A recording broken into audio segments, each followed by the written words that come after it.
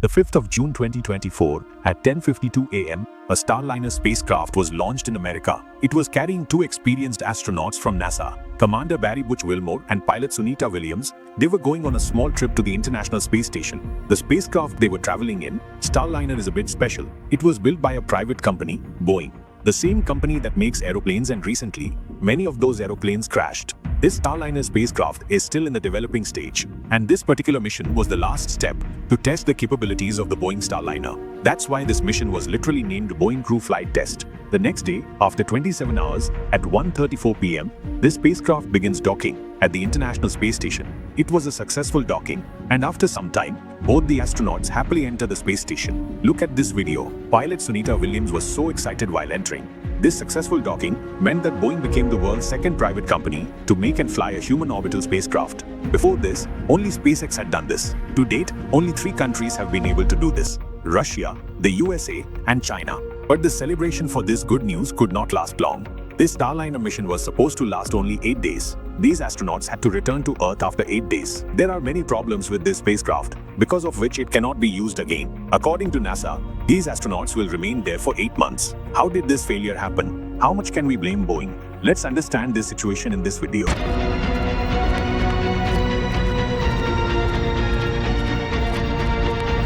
Before starting the video, it is important to clear one thing here, that though both of these astronauts are stuck in space, they are not in any kind of danger. The International Space Station is more than 350 feet long end to end. It can accommodate many people. The living and working space on the ISS is bigger than a 6-bedroom house. There's space for 6 people to sleep on the ISS. There's enough food, water, clothes and oxygen supply system. There are 2 bathrooms, a gym, and a 360 degrees view bay window. Although it is not a luxury hotel, it is a good place to stay comfortably and survive. The ISS has its own oxygen generating system, which generates oxygen through the electrolysis of water.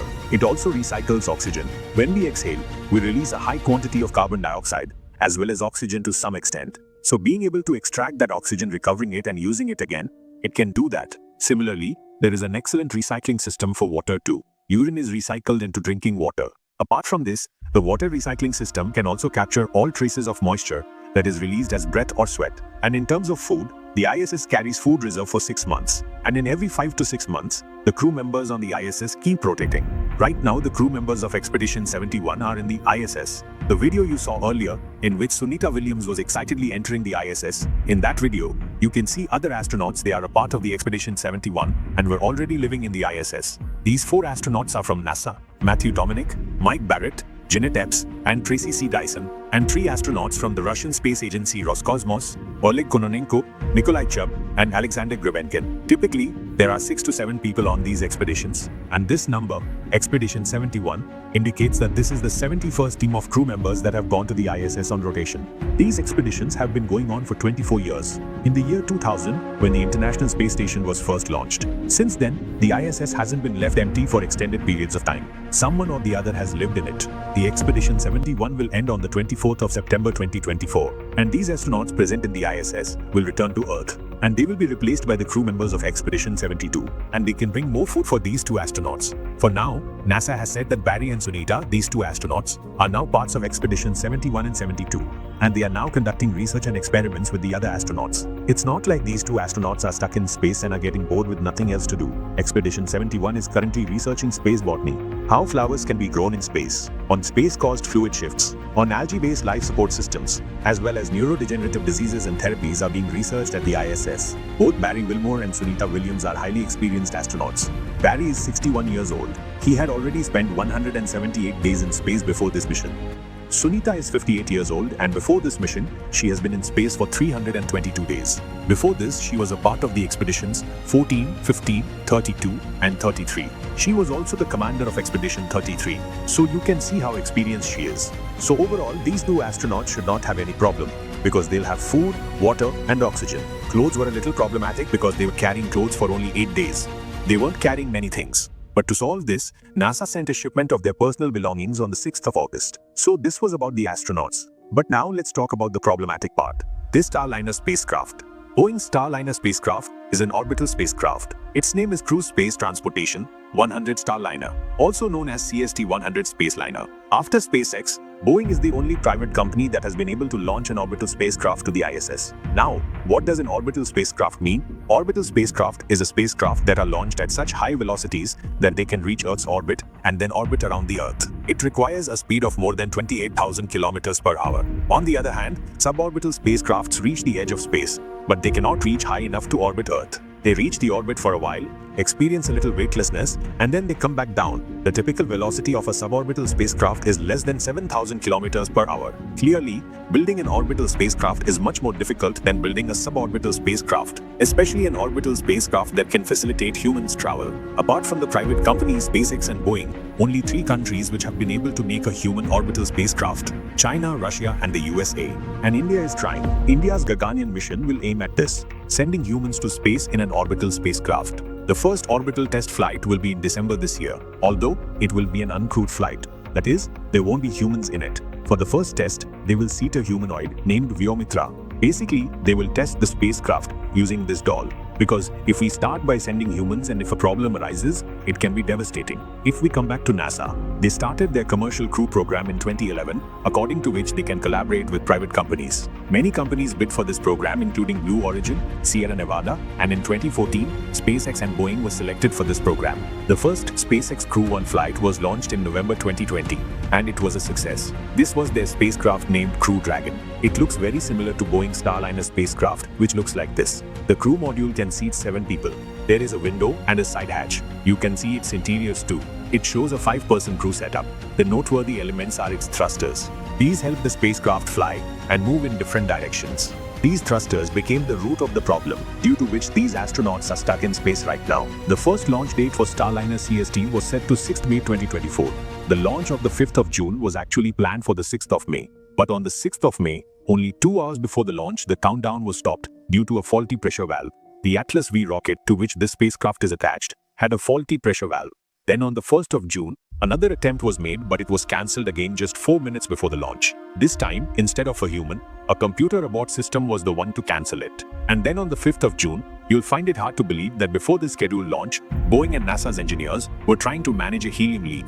Helium is the main gas which runs the propulsion system and fires the spacecraft's thrusters. When this spacecraft attaches to the International Space Station and docks in it, bringing it to the exact line, docking, undocking, these are done by the thrusters. And to operate these thrusters, helium is needed. NASA and Boeing engineers said that there was a helium leak due to a defective seal, but this leak was not a big deal. It was manageable and wasn't supposed to cause a big problem. This is why the launch was postponed once again. But a few hours after the launch, 2 more leaks were discovered. When Starliner reaches the space station, they discover a 4th helium leak.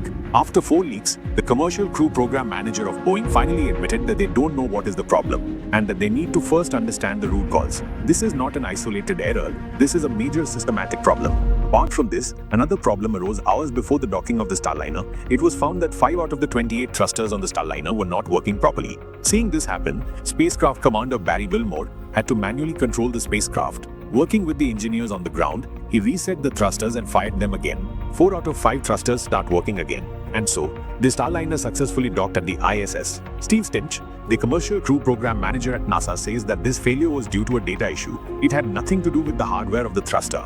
But because of all these problems, NASA had to face several questions. Could the astronauts rely on the Starliner spacecraft to return to Earth, considering the numerous leaks and thrusters not working properly?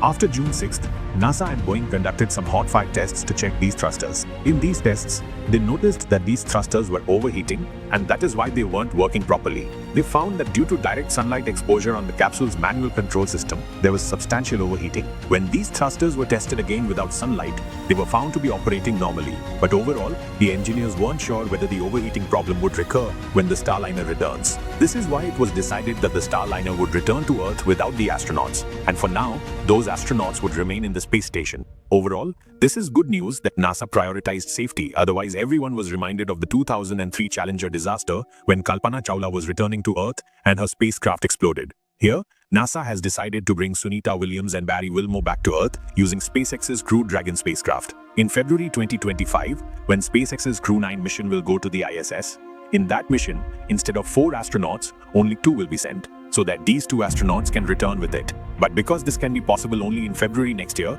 so in total, these two astronauts will spend almost 9 months in space. NASA Steve Stinch calls Starliner a very capable spacecraft. He believes that it is not a bad spacecraft, but the two Starliner missions of before this, when it was tested without a crew, without humans, one of those tests had failed. The first Boeing Starliner mission was held on the 20th of December 2019, known as the Orbital Flight Test. There weren't any humans in it. Rather, it carried the doll Rosie the Rocketeer, similar to the doll that would be carried by the Gaganyaan in a few months. The purpose of this mission was to remain in space for 8 days, dock at the International Space Station, and to return to Earth. But this mission was aborted just 2 days later. Starliner could not dock at the International Space Station. And why could it not? NASA and Boeing formed a joint review team to investigate this, and this team gave about 80 recommendations to NASA and Boeing to solve this problem.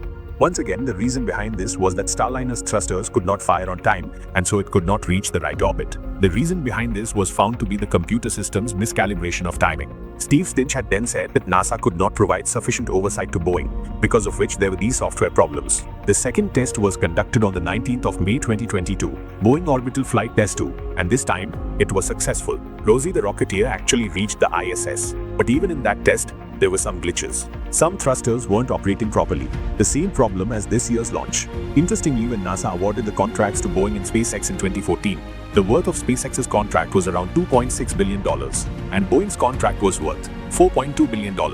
But today, SpaceX has left Boeing so far behind that it is soon going to attempt one of the most riskiest missions, the world's first private spacewalk by an astronaut. A 20-minute spacewalk in which astronauts will take a walk outside the spacecraft. But Boeing's problems are not limited to space. Even as an airline company, Boeing has been subjected to criticism for the past few years. This is caused by Boeing's new 737 MAX commercial aeroplane and its deadly failures. On the 5th of January of this year, a Boeing 737 MAX of the Alaska Airlines took off for a normal flight from Portland, USA to Ontario.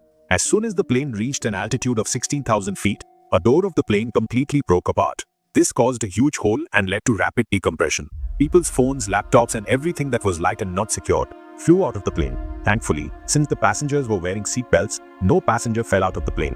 They survived. But a few days later, during the Federal Aviation Administration's investigation, the cause was discovered to be loose hardware. The bolts in the door needed additional tightening. Alaska Airlines and United Airlines grounded all their 737 MAX aeroplanes. And in their investigations, it was found that there were loose parts in many Boeing aeroplanes. Before this, in 2018, there was a faulty sensor in their plane, due to which Lion Air Flight 610 crashed in Indonesia shortly after the takeoff. All passengers and crew members of the flight were killed. After that, in 2019, a similar incident happened with the Ethiopian Airlines Flight 302. The plane crashed and all passengers were killed. It was revealed that the software installed by Boeing in the plane was a problematic software. In some cases, it took away the control from the pilots. The plane crashed due to the glitchy software, and though the pilots tried their best to control the plane, but they were unsuccessful. When this happened, all the Boeing 737 MAX planes were grounded for 20 months. Their safety enhancements were rechecked, and only after December 2020 did the plane re-enter into service. And now in 2024, we are seeing more and more problems.